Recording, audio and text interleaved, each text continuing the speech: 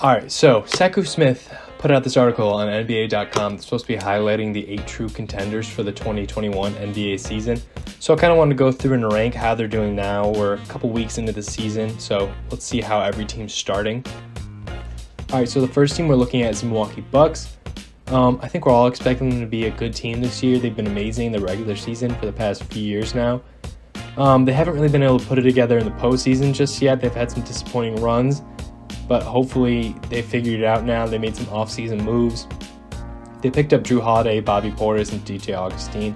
Jrue Holiday definitely being the best player out of the bunch, one of the best two-way players in the leagues. A lot of other players talk about how good of a defender he is. Kevin Durant talked about how good of a guard he is. They lost George Hill and Eric Bledsoe. I think George Hill is the bigger loss there, to be honest. He's a very efficient player, great shooter, one of the most efficient shooters in the league, which complements Giannis really well in their play style. Another big move is over the offseason, after they picked up Jrue Holiday, Giannis really committed to the team and signed that 5-year Supermax. So at least we know Giannis is staying with the team, and we're hoping that with this pickup and how they moved around a little bit, this team is going to be even better than they were last year, or maybe even more well-equipped to handle the playoffs and make those changes that they need to. So far this season, they've had kind of a slow start. They're 5-4, which is 5th in the Eastern Conference, which really isn't what we're used to for the Bucks. We're used to them kind of dominating the Eastern Conference. They had one of the highest point differentials last year of just blowing teams out of the water. And Giannis had a slow start to the season as well. I think he's picked it up a lot recently. Jrue Holiday's doing pretty good with the team. I think he's averaging like 15 points a game, and you know the defense is always going to be there. Chris Middleton's doing Chris Middleton things, shooting the ball well. Chris Middleton's actually shooting the ball amazing right now. He's shooting 51% from 3, which is crazy. So their stars are doing well for the most part. I think part of the problem right now is bench production. I don't think the bench has really been producing what they're used to, and that's going to give you some issues. This team is still well built, but so far the bench scoring just isn't there. They don't have a lot of people coming off the bench that can just get them buckets. Giannis is doing his part. He's definitely picked it up, but they need to figure out where the rest of the scoring comes from. And part of that is just they need to get the offense working. They've made some moves. This isn't the exact same team as last year, so they need to make the adjustments they need to. And I think some of the blame for the slow start could go to Mike Budenholzer. He is just not a coach that makes adjustments. He had this criticism while he was in Atlanta as well. He'd rather just stick to his style of playing and stay like that. And if they're struggling, just struggle through it and just keep it going, then make the adjustments.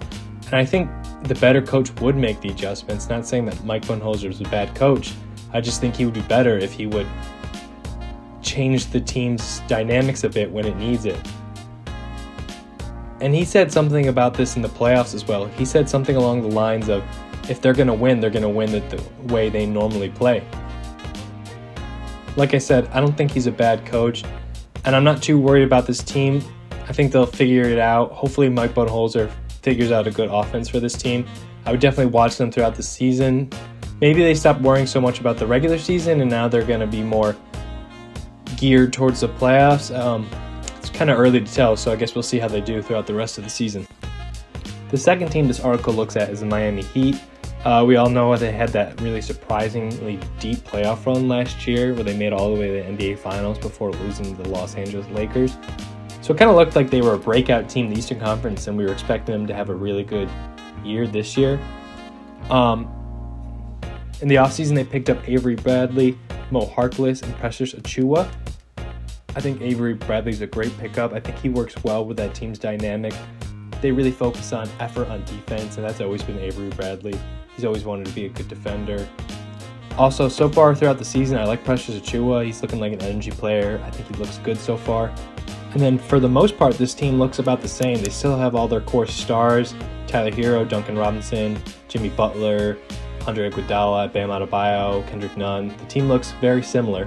But despite bringing back pretty much the same team, they've had a really slow start. They don't really look like the team that they were in the playoffs last year. And part of that, I think, maybe it's fatigue. They didn't have a very long break, just like the Los Angeles Lakers. But the scoring hasn't really been there, and they just haven't looked like the same team. They're 3-4 to start the season, which you just wouldn't expect a losing record out of them.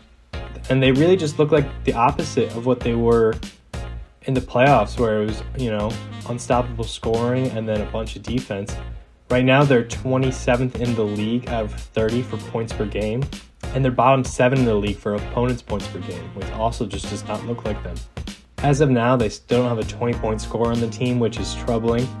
They definitely have a lot of guys that are capable of giving you 20 any night, but right now it doesn't look like any of those guys are giving you 20 consistently per night. This team has a lot of talent. They have a lot of great defenders, a lot of great shooters on this team, so I totally get looking at them as a potential contender, especially with the way they played last year. You'd think they'd be maybe even better as this team develops and gets to know each other. But similar to the Bucks, they're really just off to a slow start. I think that another month into the season they get this more figured out and they go on a little win streak. If they can get back to what they were in the playoffs, this team's going to be really good. They just have to figure out what's going wrong and how to get back there. Guys that looked like stars on the team last year just look like role players now. Kendrick Nunn's averaging like 5 points per game when he looked like a potential rookie of the year last year. Tyler Hero is shooting below 30% from 3 through the game so far, which is very unlike him. Goran Dragic also hasn't been all that this year, and he's coming off the bench, but still you'd expect more out of him. I don't know. I think this team just has to figure some things out. I wouldn't be too worried right now. I think we're just waiting for them to kind of put things together and figure it out. All right, so the next team we're looking at with this article is the Brooklyn Nets, and they were kind of hard to predict just because the 2 stars didn't play at all last year. Kyrie played a little bit, but he missed out a lot with injury, and then Kevin Durant not at all because of that Achilles injury. Even without those guys, though, they were still a playoff team last year. So I totally get looking at them like they're a playoff team just because they're bringing in 2 superstars to an already playoff team. I think a big question would be for Kevin Durant is, what is he going to look like this year? Statistically, I think players come back like 90% of what they were before an Achilles injury. I think that was true for Kobe. But even 90% of Kevin Durant is still one of the best players in the league. They also brought in Steve Nash as the head coach, and there was a little controversy around that because of all of the available coaches that were out there, and Steve Nash has never coached before.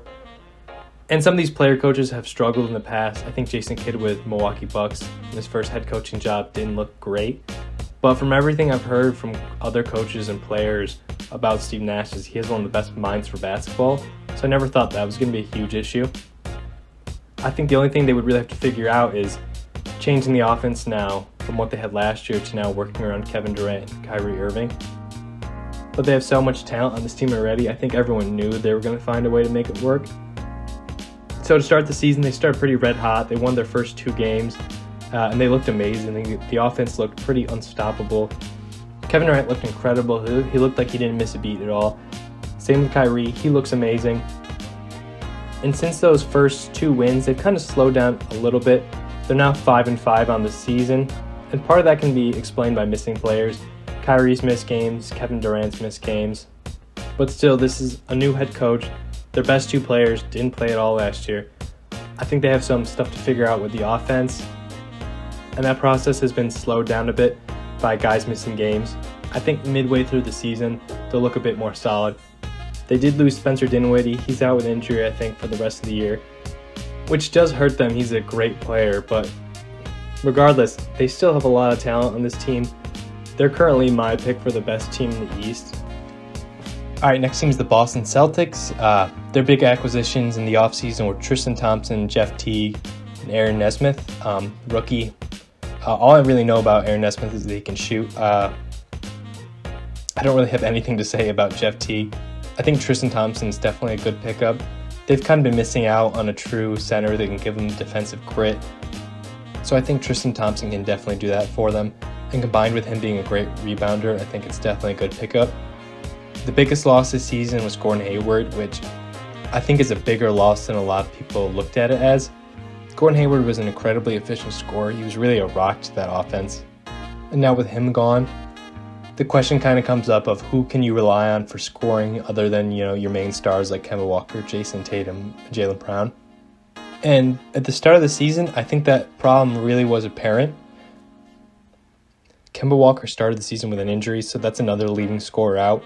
And now, 10 games in, he still has not played a game. So that puts a lot of pressure on the shoulders of Jaylen Brown and Jason Tatum. They pretty much had to do all the scoring by themselves. And that's pretty much what they've done through the game so far, and it's been working. They're 7-3 right now. Jaylen Brown is averaging 26 points per game, and Jason Tatum is averaging 27 points per game. And then after that, their next leading scorer is Marcus Smart with 12 points. Relying on two guys to score the bulk of your points is kind of a glaring problem for this team. And Kemba Walker is going to come back, but still, this team is kind of lacking guys that you can rely on for consistent offense. Like right now, Jason Tatum and Jaylen Brown doing great, and that's cool. They both look great. I think they both might be all-stars this year. As of now, they've both played every game. If one of them gets injured, even for a couple games, who's going to score, the 26, 27 points that they normally would? If Jaylen Brown's injured, Jason Tatum can't play every minute of the game. So where is that offense going to come from? And even with Kemba back, I still think it's an issue. If Kemba's having a bad game and maybe Jason Tatum's having a bad game, which is going to happen, even great players have bad shooting nights, then it's going to be Jaylen Brown that's going to have to score all the points for the team. This team just isn't very deep with offensive threats. So I do think they look good so far, and when Kemba comes back, I think they're going to look even better. I just have some questions for this team regarding how offense is going to work, and especially in the playoffs. Other teams are going to really tighten up their defense. Coaches are going to make adjustments. They're going to be hounding Jason Tatum, Jaylen Brown, and Kemba. Whenever those guys are on the floor, they're going to be targeted by defenders. And I think a good defensive strategy for other teams is to lock those guys down and make it so someone else on that team has to beat you. We saw that with Giannis in the playoffs before. He would get double-teamed the entire game to the point where he pretty much was taken out of it. And they would make someone else on the Bucks take all the shots, and it just didn't work, and that's how the Bucks ended up losing. We're seeing that with Steph Curry right now. Steph Curry is getting a triple team this season, so they're okay with Kelly Oubre getting a wide open three because it's much better than Steph Curry getting a shot up. Aside from that, though, I think this team does look amazing. Jaylen Brown and Jason Tatum look like they've both gotten better. I think that big contract that Jaylen Brown got the year before last is definitely justified right now. He really looks like an all-star. Alright, so the next team is the Denver Nuggets. I think we were all expecting big things out of this team after their playoff run last year. Jamal Murray looked like a superstar, Jokic looked like an MVP, and Michael Porter Jr. really looked like a breakthrough star.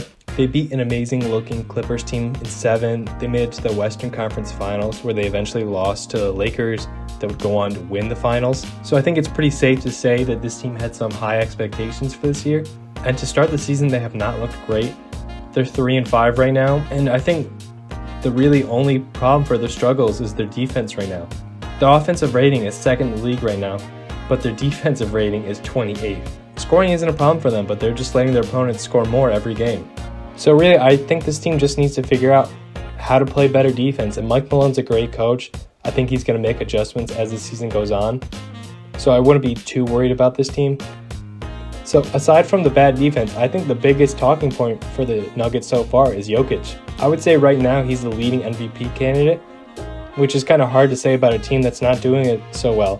Jokic just looks that good. He's averaging 26 points per game on 11 assists and 11.5 rebounds, which is just a crazy stat line to average.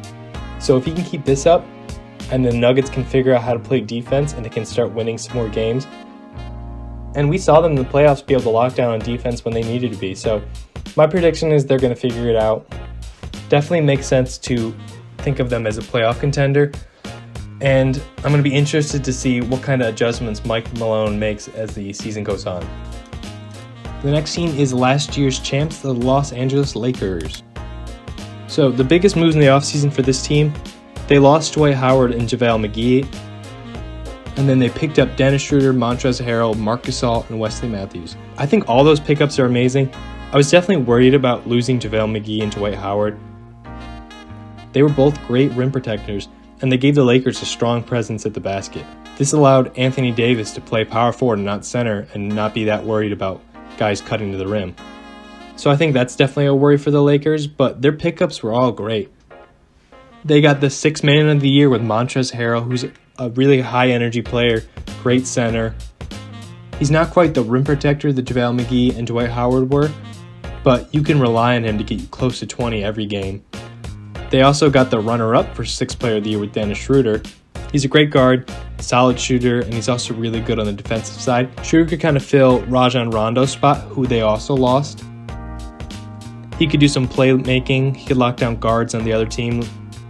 They also got Marc Gasol, who throughout his career has been a great defender, and he's also stretch big because he can shoot the ball. However, at this point in his career, although he can still shoot the ball, I don't think he's the defender that he used to be. He's another year older, he's slower than he was before, and I think that's showing to the start of the season. And then their final pickup, Wesley Matthews, great 3-and-D guy, really just someone that would work great with LeBron James. So to start the season, Lakers are 7-3, which is first in the Western Conference.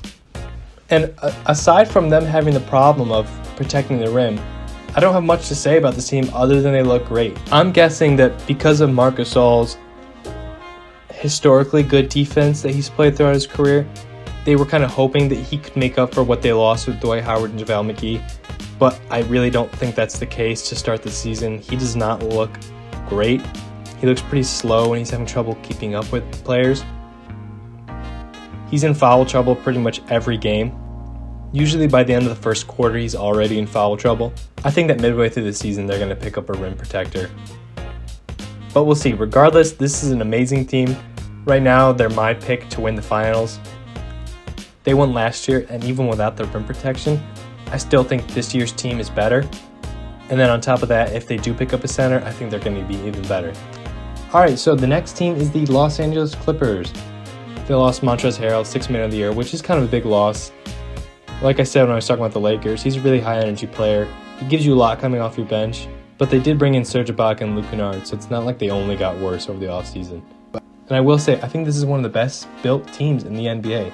Last year, they were my pick to win the finals, and I was very wrong about that. But I think you're totally justified if you were to pick them to win this year.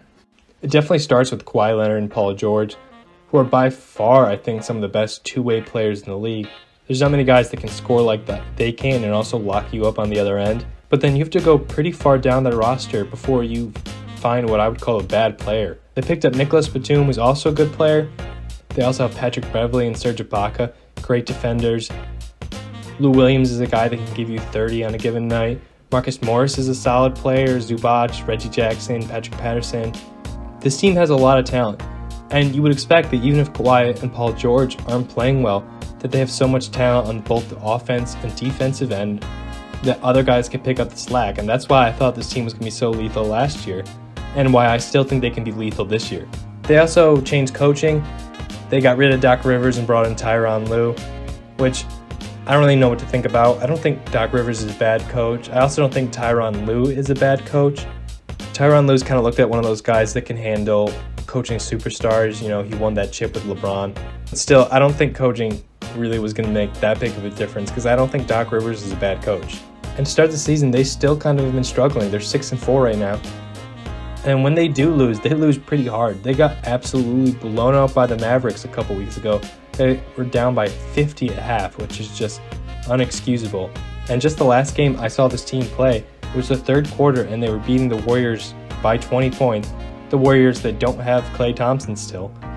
Warriors went on a huge comeback. The Clippers' defense looked bad, and their offense just stalled, which shouldn't be happening on this team that has so much defensive talent and offensive talent.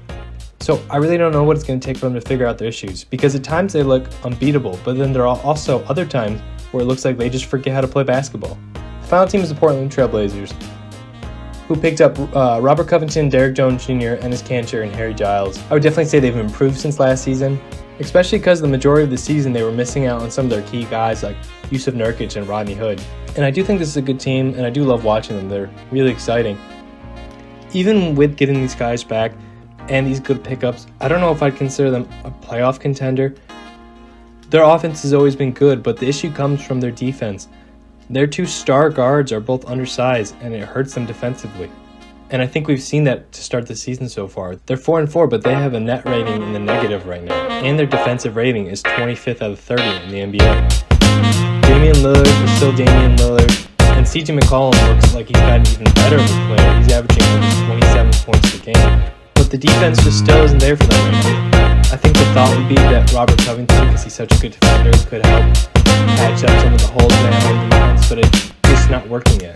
So until that gets figured out, I'm going to have a little bit of a hard time calling this team a playoff contender. Still, though, one of the most exciting teams in the NBA to watch. Damian Lillard takes a half-court shot almost every game. on their team. They have gotten some defensive talent. Maybe Terry Stotts will work it around a little more so they can improve their defense. But until that happens, I just don't see this team being able to compete with another team like the Lakers or 48ers.